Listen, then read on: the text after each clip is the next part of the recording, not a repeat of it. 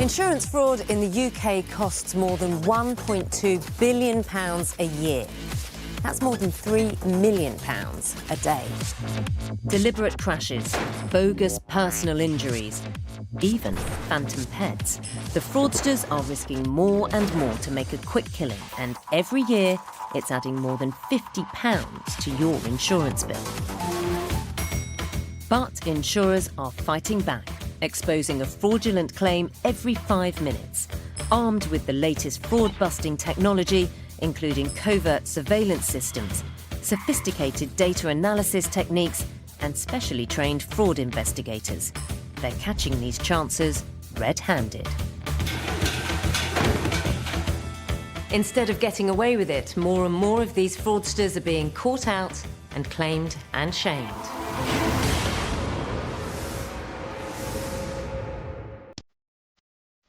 Today on Claimed and Shamed, a chef who made an outrageously high claim by exaggerating his injuries finds himself in hot water. 2.2 million is an incredible amount of money, and a claim that started off as a relatively minor back injury spiralled into a life-changing sum of money that the claimant was trying to achieve. A dangerous driver who stopped his car in the middle of a roundabout for no apparent reason has the brakes slammed on his bogus claim after he's caught out on CCTV. As well as trying to make money out of our company by deception, they also put our passengers at risk. Our buses carry vulnerable passengers, and this could have gone horrendously wrong. And a hotel owner who blagged tens of thousands of pounds in income protection, claiming he was too ill to work, ends up on the wrong side of the law when undercover investigators catch him on camera looking fighting fit. Greed appears to have got the better of him. He now has a conviction and is a lot worse off, not a lot better off.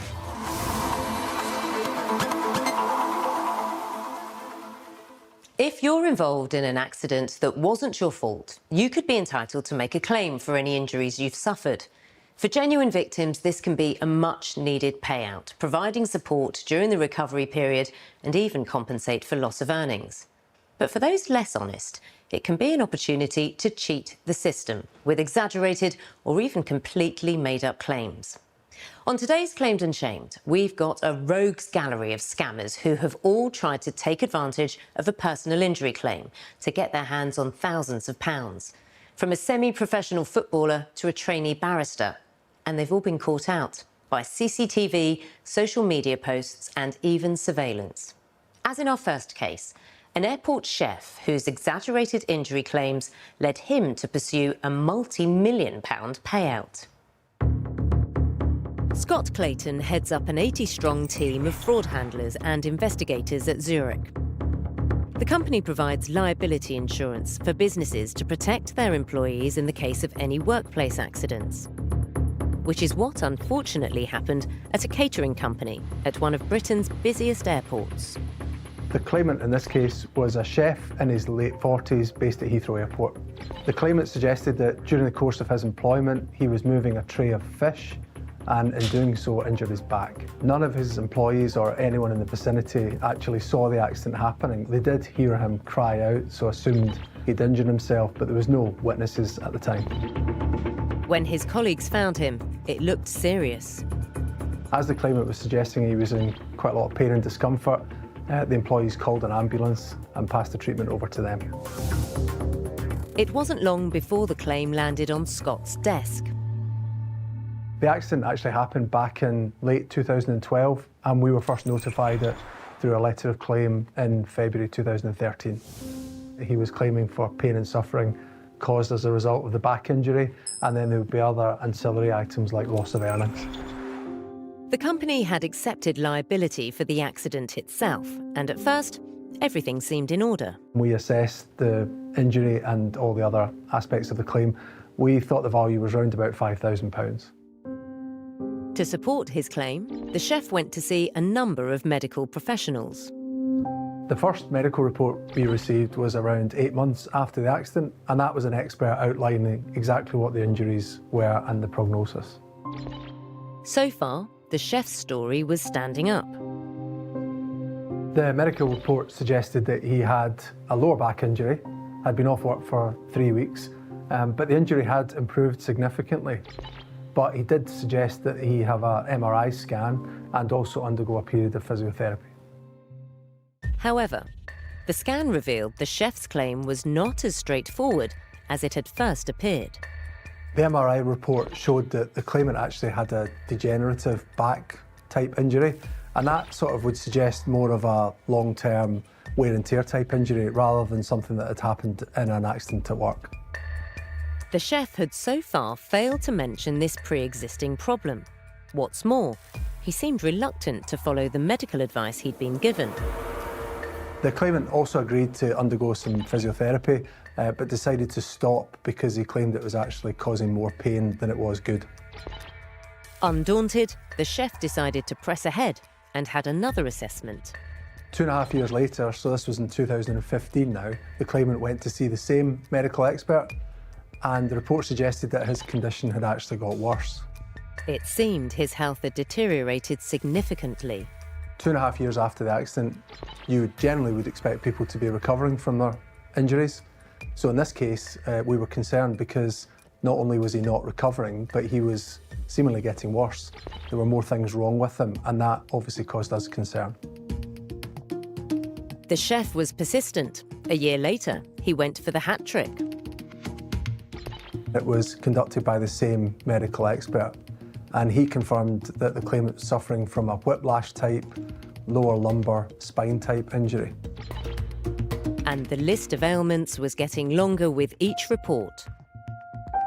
The claimant suggested to the specialists that he was suffering from gross disablement.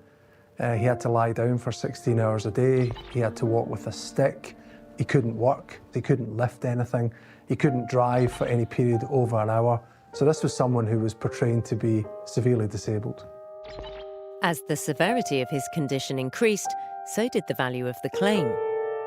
It had been worth £5,000 when the accident first happened, but now it had skyrocketed. As the medical reports were coming in, the claim was continually being reassessed and eventually got to a position where £500,000 was being claimed. And then something unexpected happened. Rather strangely, the solicitors decided to abandon him, so they must have had concerns over the validity of this claim. This only added to Scott's concern about the whole case. However, this tenacious cook was not going to give up that easily. The claimant decided to carry on and represent himself and portrayed an even worse picture, so he was adding even more onto his claim. He was now telling us that he had significant care requirements because of his disabilities, and he was no longer able to work. So that really bumped the claim up, and we were now looking at a claim that we thought was in the region of £2 million.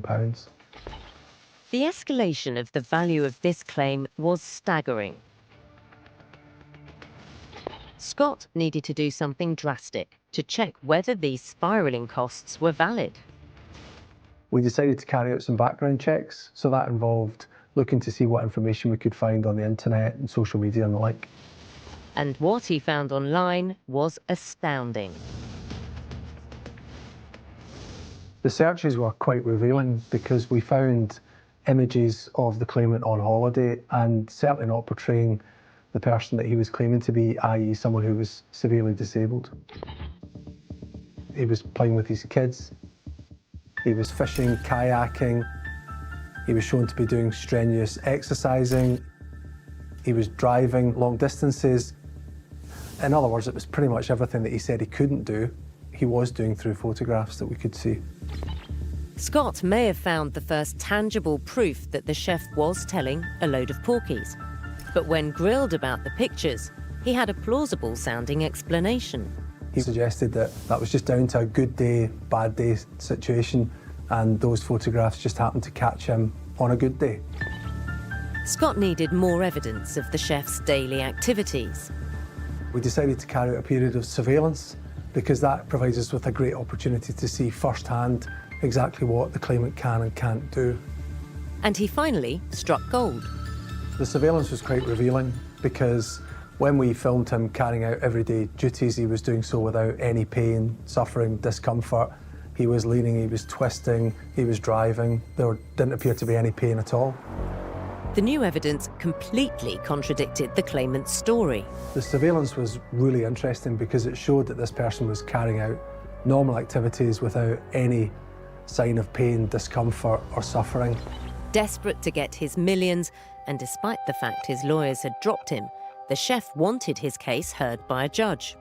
Almost 10 years had passed since the accident, and he was flying solo. The claimant represented himself and was portraying a case of him being severely disabled as a result of this accident.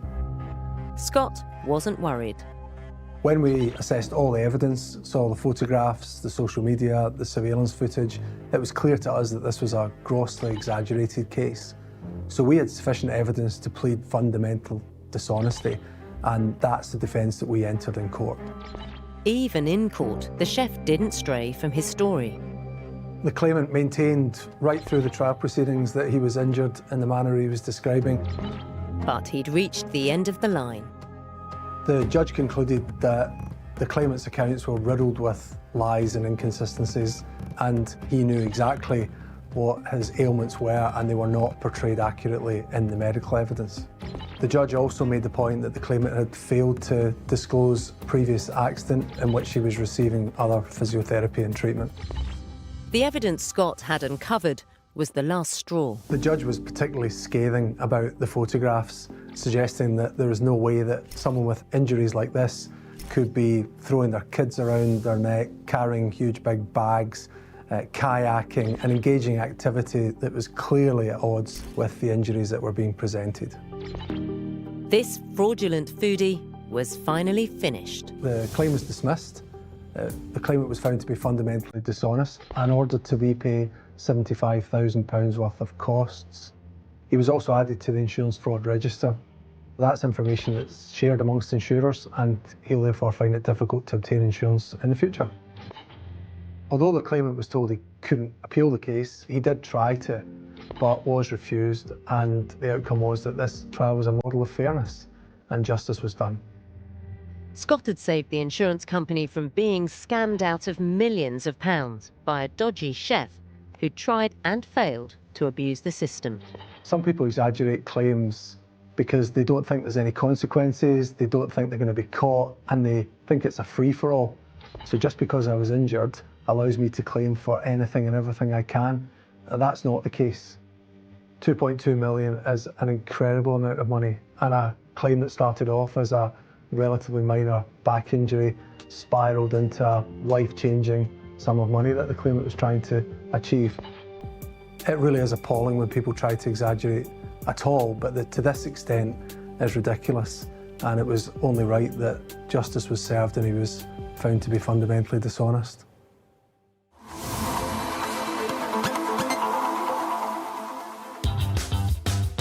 Later, a budding barrister who used his legal know-how to make a bogus injury claim comes unstuck when investigators finally uncover the truth. All of the evidence indicated that this was a completely fabricated case, that the claim for injury was a nonsense, that the loss of earnings was even more opportunistic and speculative. And actually, all of that combined indicated that this was a completely dishonest claim.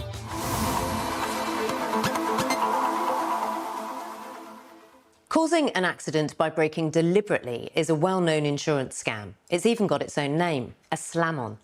Scammers will sometimes pull this stunt to help them make spurious claims for fake injuries. But not only are they putting themselves in danger, they're also putting the lives of other drivers and passengers at risk too. First Bus is one of the UK's largest bus companies. It operates almost 5,000 buses, carrying 900,000 passengers every day.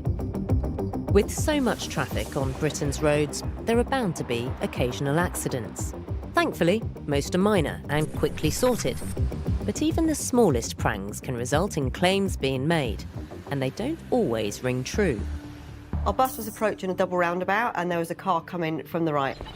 As the car came from the right and got in front of our bus, he suddenly stopped for no reason.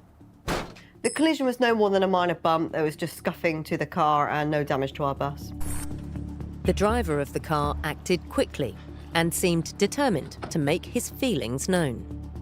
The car driver jumped straight out of his car, went up to our bus driver's window and was fairly aggressive towards him. They both exchanged details. The first bus driver followed the correct procedure and filed an accident report within hours. Our driver reported the accident into us not very long afterwards. He said that it was a very minor bump. He couldn't see any damage to the car driver's vehicle, and there was no damage to the bus that he could see. When we inspected the bus, there was no damage seen. The report that came in for the car was for just a few scuffs and no more than £16 worth in parts. Everything pointed to a very minor incident, but this didn't stop the driver getting his claim in pronto. Strangely, even though he claimed there had been 3 other people in the car at the time, the driver was the only one claiming for injuries. And he seemed to have taken quite a knock. As well as the damage to the car driver said he also sustained injury to his neck. The car driver said that he also had a hip injury, a shoulder injury, and exacerbation to his arthritis. These were severe injuries, considering there'd been barely any damage at all to the vehicles. With her years of experience in rooting out suspicious claims, Julie's antennae were twitching, particularly as there was another twist to this collision. Our bus driver also reported to us that he was really concerned about the accident circumstances. He didn't see any brake lights come on the vehicle, and he said that there's no reason for him to stop. Julie needed to know what had really happened, and she had a surefire way of finding out. First Bus's vehicles are all fitted with CCTV cameras, and Julie was able to call up the footage to see for herself whether the bus driver was right to be dubious. And the footage made it very clear who had been telling the truth. In this case, it showed that the circumstances were extremely suspicious. The car stopped for no reason, the brake lights didn't come on, indicating that the handbrake had been used, and the driver was out of the car like a shot. As far as Julie was concerned, there was no reasonable explanation as to why the driver would have needed to engage the handbrake. Handbrakes are really only used in emergency situations, so it was extremely suspicious why this individual put the handbrake on when the road ahead was clear. The bus driver suspected that the so-called collision had been caused deliberately. He said he was concerned this could have been an induced accident. The CCTV footage strongly suggested that this was the case. It's very easy for us to spot the difference between a genuine braking incident and someone that's deliberately slammed on in front of our bus. And when it came to the injuries the driver was alleging, well, Julie thought the footage backed up her suspicion that he was stretching it.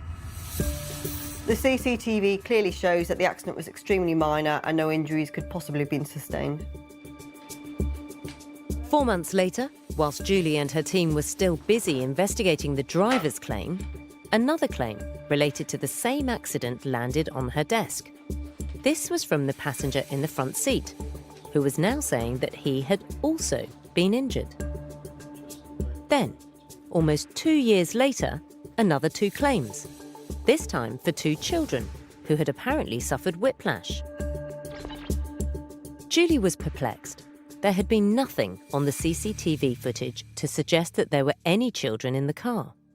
What was also suspicious was that the car driver, when he got out of the car, didn't even stop to check on his children that were allegedly in the back of the car. If you're involved in an accident, your first priority would be to check on the children that are in the back of your vehicle. This individual didn't do that, which raised our suspicions that there were no passengers in the back of the car. With nothing on the CCTV to indicate that there was anyone else in the car, let alone passengers who'd been injured, Julie dug out the driver's original report.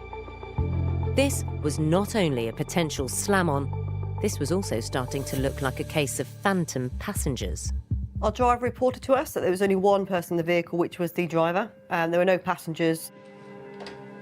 Julie was now dealing with a minor collision which she suspected had been caused deliberately, with passengers who probably weren't even there wanting payouts for injuries. And there was more. When Julie looked into the background of the claimants, things just weren't adding up. What was also odd about the claim forms was that they all lived at the same address, but one of them had a completely different lawyer. With the steady rise in the number of claims, the value of this case was mounting.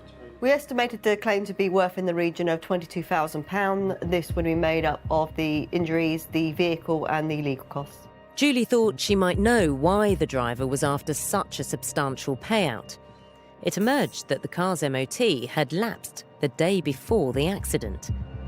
Could the driver have been hoping that a payout for a bogus accident would help pay for any repairs his car would need? Julie will never know, but it was another suspicion to add to the list, and she was simply not having it. On completion of our investigations, it was clear to us that this was an induced accident, and we also didn't believe that any of the passengers were actually in the vehicle. We presented our evidence to both sets of lawyers that were representing all four claimants.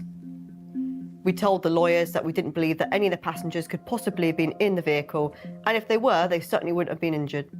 We never heard from them again. I believe that once the claimant's representative reviewed our CCTV footage, they had no doubt they'd been lied to, and so they dropped their claims.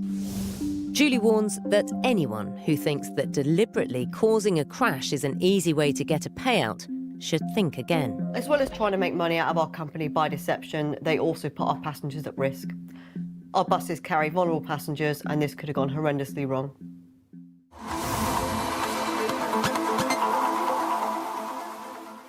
When looking into potentially spurious injury or health claims, insurance investigators have a range of techniques for finding out the truth about a claimant's condition. One of the most reliable is surveillance. They say the camera never lies, and the truth was most certainly revealed when a man who'd claimed tens of thousands of pounds because he was too ill to work was caught out by undercover filming. Having a job is something most of us rely upon. But if for some reason you can't work due to illness or injury, in the UK you can get some government support to help you through hard times. But it can also be prudent to take out an income protection policy as an extra safety net. This could give you a regular payout to top up any state support. The claimant in our next case took out one of these policies with Aviva in 2008. It was 5 years later, in 2013, when he made a claim for being unable to work at the time due to anxiety and depression. The policy was there for the man in his hour of need. We paid monthly benefits of approximately £1,000 a month. In the early stages, Tom and his team arranged for a nurse to visit the claimant at home. On the face of it, this was a genuine claim. Aviva also organised for a vocational rehabilitation coach to have sessions with the claimant and kept in touch with him for regular updates. Sadly, though, the man's condition didn't seem to be improving. We also made routine inquiries with his GP. The claimant's GP appeared to be supporting what he was saying about his health. But over several years, Tom and his team started to notice a pattern. Every time the man indicated he was close to going back to work, something would prevent it from happening. So in 2017, after paying out for 4 years, the team decided to carry out a full and thorough review of his case. In the first place, we asked him to confirm that he was still incapacitated, which he said he was. In fact, he had signed a form stating he was still in poor physical and mental health. Even though regular reviews had been carried out and support had been offered to help the claimant get back to work, his condition wasn't improving, which led the team to dig deeper. What we identified through our investigations was that he was employed as the manager at a hotel. Not only was he the manager, he was one of the owners, having taken over the hotel and pub in 2017. Clearly, the fact that he was employed and active was entirely contrary to what he'd declared to us. To cement his suspicion that this was a fraudulent claim, Tom wanted categorical evidence that would prove just how incapacitated the claimant really was. We very rarely use surveillance, and only in quite exceptional circumstances, but in this case, we carried out a short period of surveillance.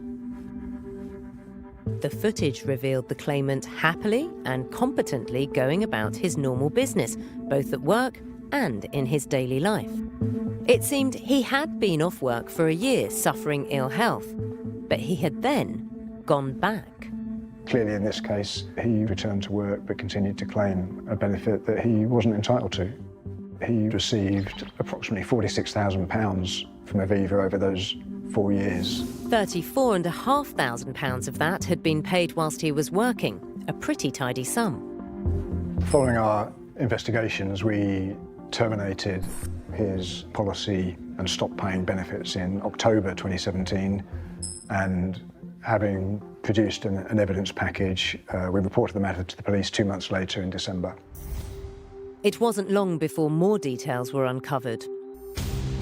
Before taking on the hotel, the claimant had had a few jobs in retail. He'd also secured funding for refurbishments. And if that wasn't proof enough, when the work was done, he was out and about, celebrating. A very, very public reopening, which was attended by a local celebrity, but also regional press, and quite widely publicised.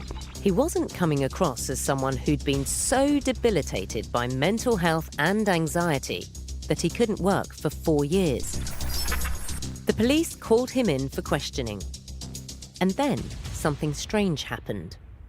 He got back in contact with our office to explain that he had actually written to Aviva by email in October 17, apologising for his mistake about his employment status and offering to repay any money that he owed us. The same October, his policy had been cancelled and Aviva had stopped paying out. There was no record of the hotel owner emailing them, but he had a solution for that. He sent a copy of the email that he alleged he'd sent 12 months ago. But when that email was analysed, it showed that it had been created on the same day as he'd sent it over. Notwithstanding the fact that the fraud had been detected and was being prosecuted by the police, he was still unprepared to accept responsibility for his actions. But when the case came to Manchester Crown Court, the claimant, Richard Moore, had a change of heart. At court, Mr. Moore did plead guilty of one count of fraud by false representation and received a 14-month sentence that was suspended for 18 months. He also received 100 hours community service and was required to attend a rehabilitation course. What had started as a genuine claim in a time of need had ended up costing Richard Moore dearly.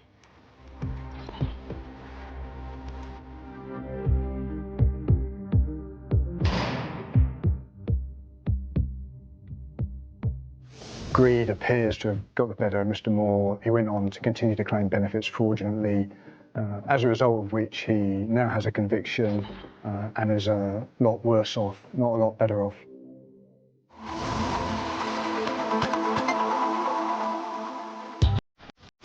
Still to come, a semi-professional footballer scores an own goal when his dodgy claim for injuries after a car crash is undone by his social media posts.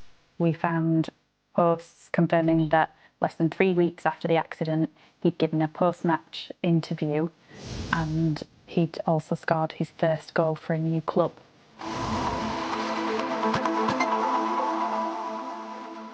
As we've already seen on today's Claimed and Shamed, some scammers take advantage of genuine accidents to submit exaggerated injury claims to try to get a bigger payout. And our next case features a claimant who really should have known better. Sarah Hill is a partner and head of the fraud practice group at Clyde & Co. With more than 19 years of legal experience, Sarah takes no prisoners when it comes to sniffing out people who submit dodgy-sounding claims. This is a case where it's a straightforward road traffic accident at a set of traffic lights. The claimant was stationary in his vehicle at the traffic lights.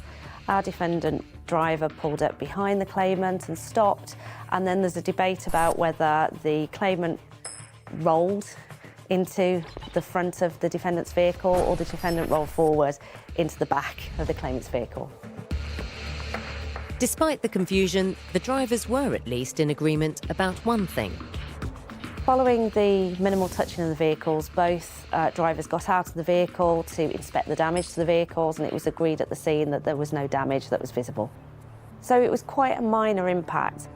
However, Not long afterwards, a claim came in from the driver of the car in front for a whiplash injury. The initial claim was for personal injury.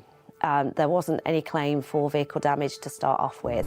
And given the minor nature of the impact, the claim was rejected by the insurance company. That took place within quite a short space of time. So within 2 months of the accident, the injury claim had come in and been rejected. Things went quiet for a long time and everyone thought that was the end of it. Then 2.5 years later, post-impact, a further indication was given that the claimant wanted to pursue an injury claim. Out of the blue, a letter arrived from the claimant's solicitor, which outlined a new list of injuries, supposedly caused as a result of the collision. They were obtaining further medical evidence that he'd sustained a number of injuries, to include right shoulder, left knee, left leg, back. I don't think there was a part of his body that he wasn't claiming for, to be fair. The claimant had ramped matters up significantly. This time, he also included loss of earnings to the tune of £150,000. A £150,000 claim is a substantial claim, particularly in light of the minor nature of the impact. Just didn't make any sense at all, and it's quite extreme in terms of the value of the claim compared to the impact. So further investigations were undertaken. Sarah just wasn't convinced, so she got hold of the claimant's GP records and discovered that at least part of his story did check out. What was clear from the medical records was that he had actually been signed off by his GP for sickness. But there was a catch. It was all relating to a pre-existing condition, so it clearly made no reference at all to it being related to the impact which he was claiming for. Sarah was concerned that the claimant was trying to blame the collision for injuries he already had. And when she looked into his claim for lost earnings, she made another surprising discovery. He was training to be a barrister at the time. He suggested he secured a pupillage with a chambers firm to allow him to train to qualify as a barrister. A pupillage is 12 months on-the-job training, which all barristers have to complete after their law degree in order to be considered fully qualified. He said that as a result of his injuries, he couldn't undertake that position full-time, and therefore he had to go part-time, which impacted upon his ability to train up in the time period, and therefore he lost a year's earnings as a new barrister.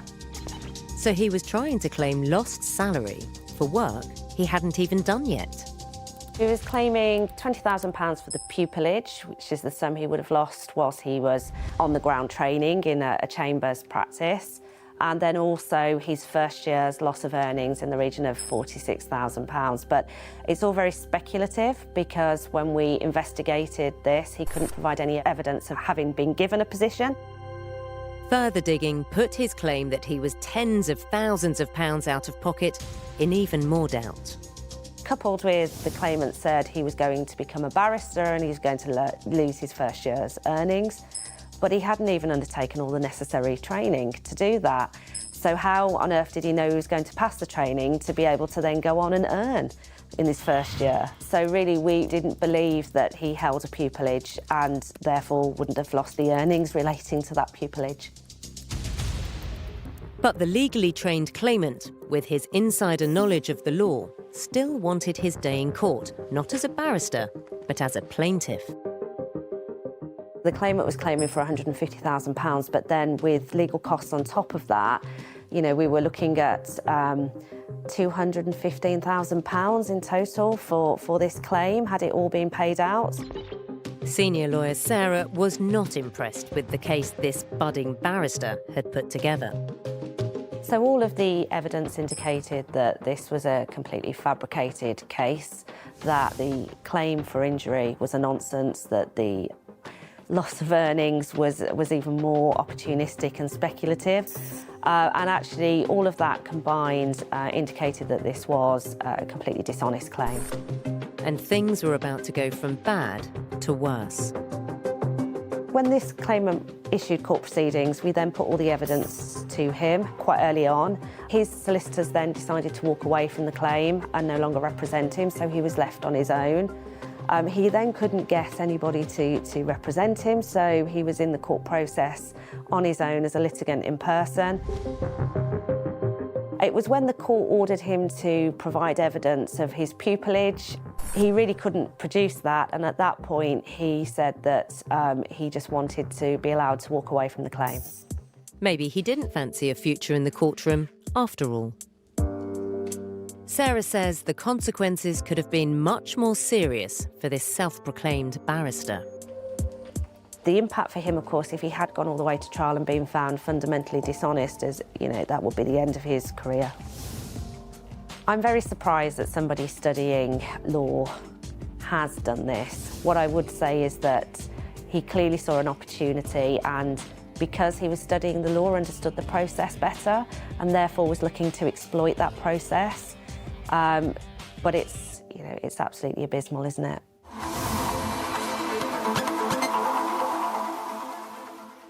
Road traffic accidents account for around half of all personal injury claims made in the UK.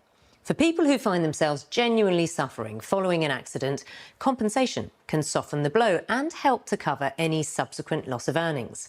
But unfortunately, there are also chancers out there who are only too willing to try to take advantage of the system in the hope of scoring some easy cash.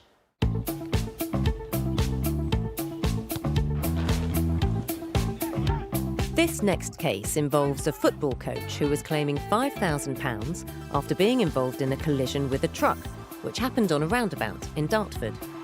And whilst the accident was real, the story this sportsman spun was anything but. The case was picked up by lawyer Rebecca Heighton at Plexus Law.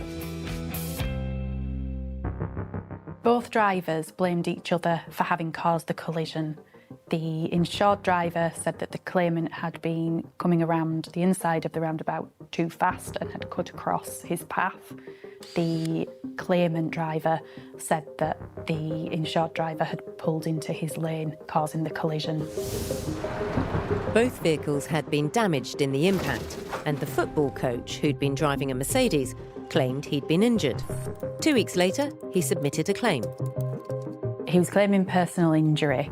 He claimed that as a result of the collision between the vehicles, he had been jolted sideways, causing him a neck injury and post-traumatic stress.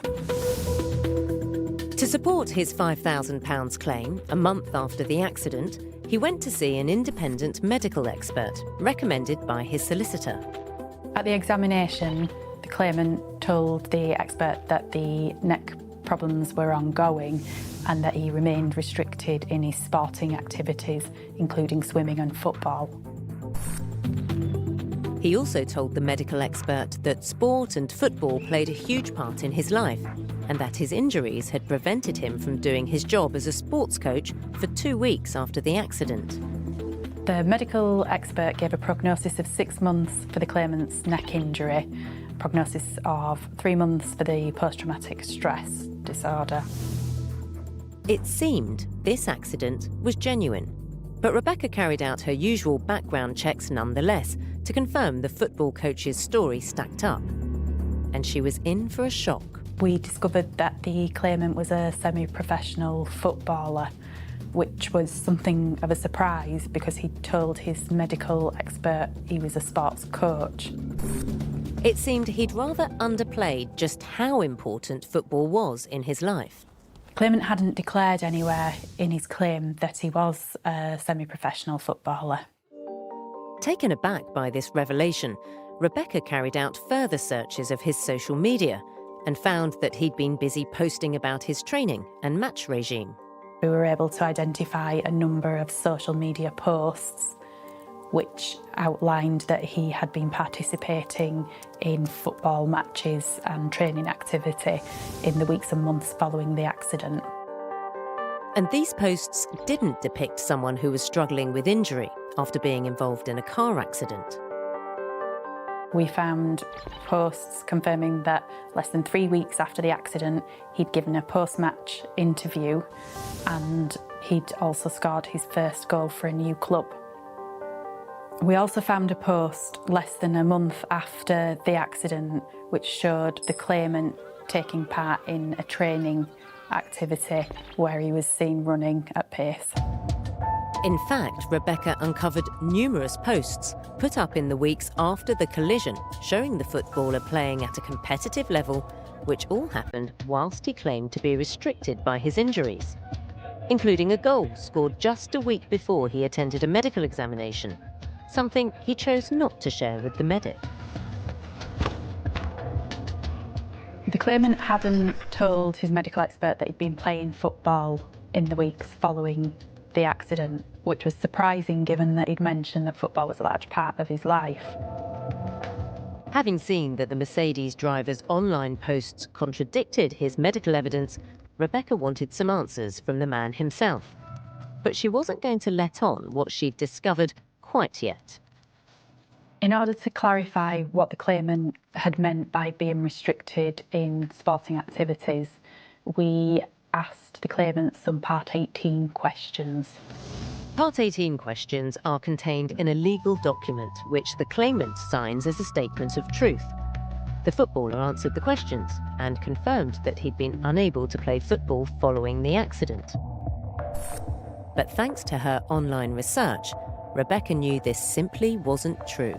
There was a genuine collision on the roundabout and the drivers were disputing liability, but the injury claim appeared absolutely not to be genuine.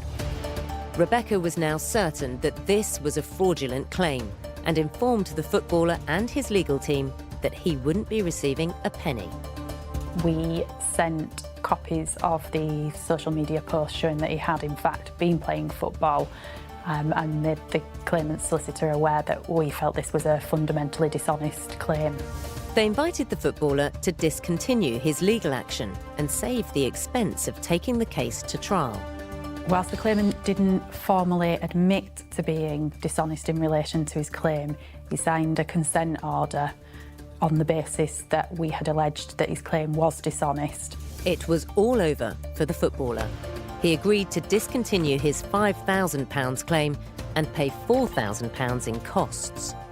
We were surprised that somebody with such a high profile and with so much social media would bring a claim for injuries following an accident of this type.